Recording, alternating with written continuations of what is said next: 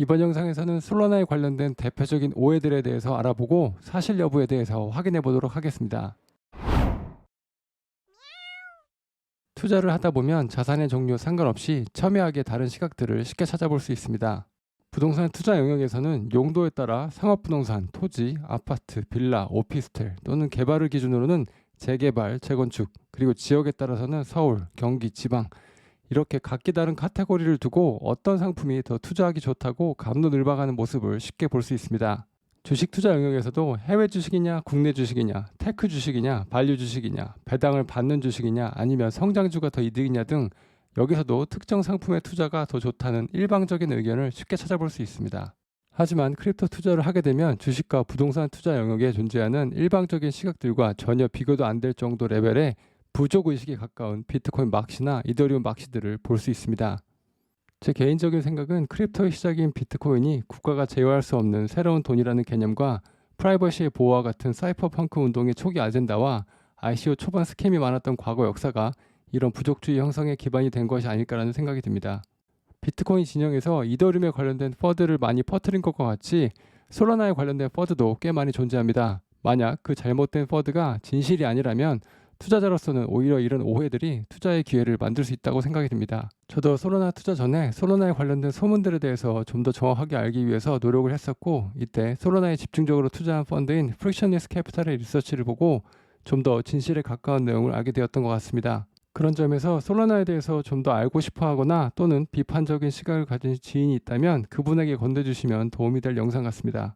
프랙셔니스 캐피탈은 솔라나의 대표적인 4가지 오해에 대해서 반박을 했습니다. 그 대표적인 오해들은 첫 번째는 솔라나가 5분마다 다운된다는 다운타임이 중단에 관한 퍼드, 두 번째는 솔라나가 단지 중앙 집중화된 체인일 뿐이라는 중앙 집중화된 체인이라는 퍼드, 세 번째는 솔라나가 발행하는 토큰 인플레이션은 지속 가능하지 않다는 토크노믹스에 관련된 퍼드, 네 번째는 FTX가 솔라나를 통제했고 그들 없이는 생존할 수 없다는 FTX 개입에 관련된 퍼드. 이번 영상에서는 이 4가지의 오해들을 실제 데이터와 다른 체인의 역사적 사실을 기반으로 비교해 보도록 하겠습니다. 먼저 블록체인에서 다운타임이란 네트워크가 정상적으로 작동하지 못하거나 사용 불가능한 문제를 겪게 되는 상황을 말합니다. 솔라나의 다운타임에 대해서 알아보기 전에 다운타임이 나타나는 현상이 솔라나에 국한된 것인지에 대해서 알아보기 위해서 가장 오래된 네트워크인 비트코인의 다운타임에 대해서 알아보도록 하겠습니다. 사실상 비트코인은 역사상 2번의 다운타임이 있었습니다. 비트코인 업타임이라는 사이트에 가시면 연도별 비트코인 네트워크가 정상적으로 작동을 한 시간인 업타임 시간을 확인할 수 있습니다. 2010년 그리고 2013년에 비트코인의 업타임이 100%가 아닌 걸 확인하실 수 있습니다. 2010년 다운타임에는 비트코인의 74,638번째 블록이 다량의 비트코인이 3개의 다른 주소에 생성된 거래 내역을 포함하는 상황이 발생하게 됩니다.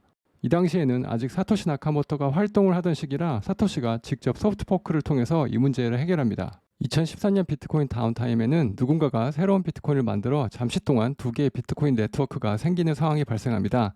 이 때문에 비트코인의 가격이 23% 하락하게 되는 상황이 발생하기도 합니다. 가장 오래된 블록체인인 비트코인에도 다운타임이 있었다는 사실은 결국 모든 블록체인은 소프트웨어이고 버그가 언제나 존재할 수 있다는 사실을 확인시켜줍니다. 그렇기 때문에 새로운 블록체인에서 다운타임이 생기는 건 어쩌면 필수 불가결한 상황일지도 모르겠습니다. 솔라나의 경우는 생성 이후 10번의 다운타임이 있었습니다. 하지만 솔라나는 약 400밀리언 초마다 블록을 매우 빠르게 생성하기 때문에 몇 초 안에 블록을 생성하지 않으면 기술적으로 다운된 것으로 간주되지만 여전히 이더리움의 블록 생성 시간 12초나 비트코인의 10분보다 빠르다고 할 수 있습니다. 솔라나는 이런 잦은 다운타임을 방지하기 위해서 몇 가지 해결책을 도입했습니다. 첫 번째는 로컬 피 마켓입니다. 솔라나 네트워크 수수료 구조는 거래의 복잡성과 상관없이 0.000005솔을 기부하고 거기에 거래가 더 빨리 되기 위해서 사용자가 선택적으로 프라이어티 피를 지불하는 것으로 구성되어 있습니다. 로컬 피 마켓은 솔라나 네트워크에서 특정 수요에 따라 해당 프라이어티 피가 높아지지만 해당 영역과 상관이 없는 다른 영역의 프라이어티 피는 높아지지 하지 않게 하기 위해서 도입되었습니다. 예를 들어 특정 NFT 프로젝트 민팅으로 인해서 NFT 트랜잭션의 프라이어티 피가 높아질 수 있지만 디파이나 게임과 같은 다른 분야에는 영향력이 적게 미치게 되는 것입니다. 레이어 1 중에서 로컬 피 마켓 구조를 가지고 있는 레이어 1은 아직 솔라나 하나뿐입니다. 다른 레이어 1의 경우 아직 솔라나 정도의 트래픽이 발생하지 않고 있기 때문에 지금은 문제로 나타나지 않고 있지만 더 많은 사용자들이 새로운 레이어 1에 몰리게 되면 이런 체인들도 로컬 피 마켓 구조나 해결책을 도입해야 할 것 같습니다. 두 번째는 퀵 프로토콜의 도입을 들 수 있습니다. 솔라나는 네트워크 혼잡을 개선하기 위해서 퀵이라는 새로운 프로토콜을 도입함으로써 발리데이터가 각각의 다른 노드로부터 받을 수 있는 데이터의 한계를 정할 수 있게 해주었습니다. 결과적으로 더욱 안정적인 사용자 환경을 제공할 수 있게 됩니다. 세 번째는 Stack Weighted Quality of Service의 도입입니다. 이 서비스를 표현하자면 롯데월드의 매직패스와 비슷하다고 생각하시면 됩니다. 프리미엄을 지불하고 매직패스를 구매하면 줄을 서지 않고 바로 놀이기구를 탑승할 수 있는 것처럼 솔라나를 스태킹을 많이 한 사람의 트랜잭션을 먼저 보내주는 서비스입니다. 마지막으로 파이어댄서입니다. 컴퓨터의 오퍼레이팅 시스템과 유사한 새로운 발리데이터 클라이언트인 파이어댄서가 올해 말에 도입될 예정입니다. 파이어댄서는 네트워크의 퍼포먼스를 높여주고 보안성도 높여줄 것으로 기대되고 있습니다.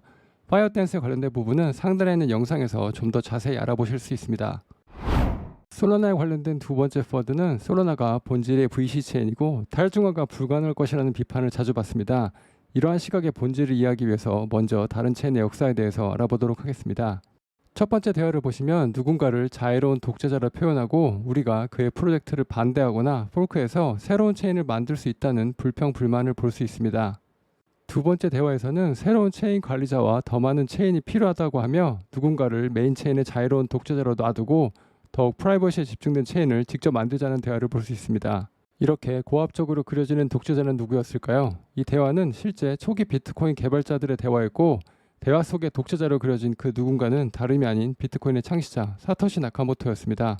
개발자들이 이런 대화를 하게 된 이유는 비트코인 초반에 업데이트가 계속 이어지면서 새롭게 도입되는 코드의 경우 자발적으로 참여하는 개발자들이 자신의 코드를 사토시에게 전달하는 형태로 이루어졌지만 이 코드를 비트코인의 업데이트에 적용하는 것은 전적으로 사토시에 달려 있었고 일방적으로 이루어졌기 때문입니다.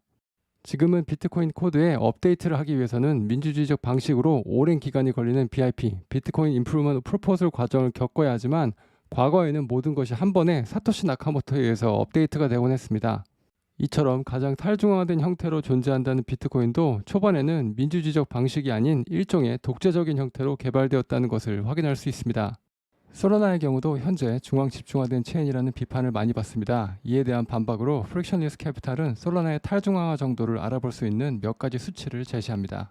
첫 번째 살펴볼 수치는 풀로드 숫자입니다. 풀로드는 블록체인 네트워크의 핵심이라고 할 수 있습니다. 이들은 거래를 독립적으로 검증하고 원장을 완전하게 유지하여 시스템의 보안과 정확성 그리고 탈중앙화를 보장하는 역할을 합니다.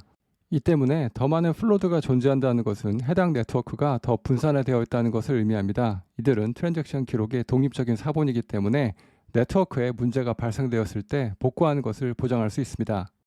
프랙션리스 캐피탈의 리서치 페이퍼가 작성되었을 당시 솔라나는 3,474개의 플로드를 가지고 있는 반면 이더리움은 9,340개의 플로드가 존재했습니다. 이것은 플로드 수 측면에서 이더리움이 더 분산되어 있다는 것을 말해주지만 솔라나보다 이더리움이 더 오래된 네트워크라는 점을 감안해야 할 부분도 존재하긴 합니다. 솔라나의 네트워크가 성장하면서 노드 숫자는 2024년 7월 5,750개로 늘어났고 솔라나의 탈중앙화는 서서히 이루어지고 있다고 할 수 있겠습니다.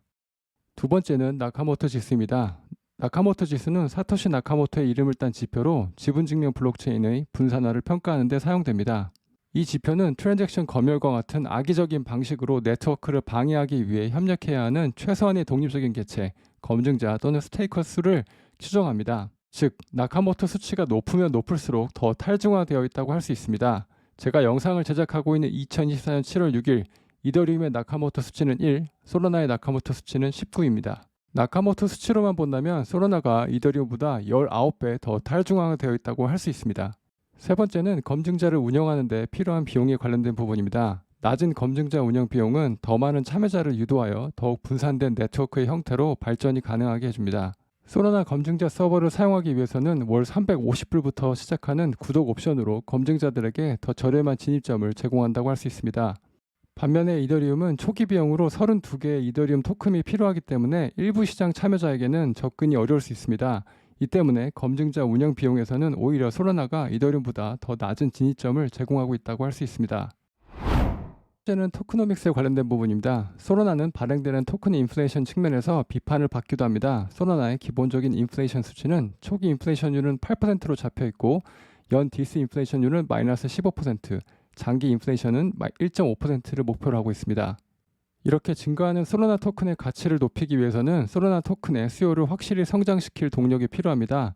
솔라나가 발행되는 토큰 인플레이션을 상쇄할 수준의 성장을 달성할 수 있을지에 대한 논쟁은 계속 진행되고 있지만 현재 밈코인 트레이딩이나 디핀 프로젝트들의 런칭으로 네트워크의 사용자가 다른 네트워크에 비해서 급속도로 증가하고 있다는 추세라는 점에서 극복 가능한 문제라고 할 수 있을 것 같습니다.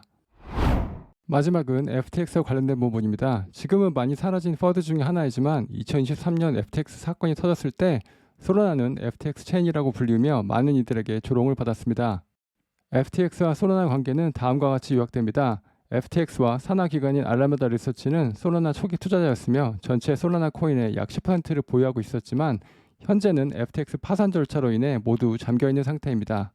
FTX는 솔라나 생태계 초기 개발 과정에 엔지니어링 리소스를 일부를 투입하여 기본적인 덱스인 세럼과 최초 지갑 인프라인 솔렛을 구축했습니다.